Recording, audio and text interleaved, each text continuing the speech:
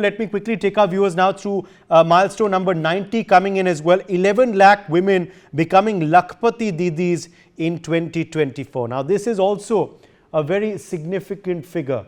11 lakh women becoming Lakhpati Didis in this 1 year alone. Remember, this, of course, is a very important scheme of the Government of India, empowering, of course, a huge amount of outlay is there for this particular scheme. The mission covering over 7,000 blocks spread across multiple hundred districts in the country. The budgetary outlay for this is about 15,047 crore rupees for this particular scheme. And Joyita, what do you make of this number for the Lakhpati Didi is actually increasing?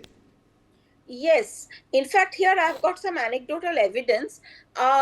Sometime back, earlier this year, there was this Lakhpati Didi. There was this done by this Ministry of Skill Development and Women's, I think, welfare and all.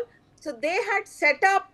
There was a whole mela, set up by these Lakhpati Didis, and there I had gone in Delhi NCR, of course.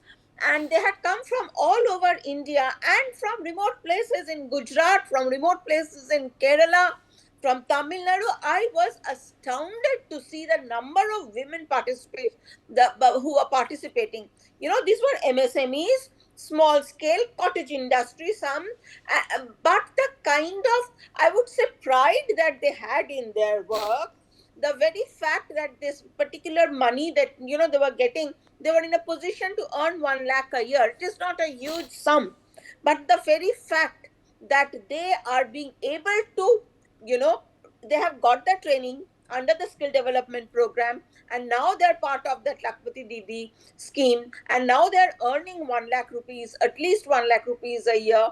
It's a huge empowerment for them. It is empowering. I also saw their husbands up there supporting them, and it is the women who are taking the lead role over there. And these are rural women, majority of them.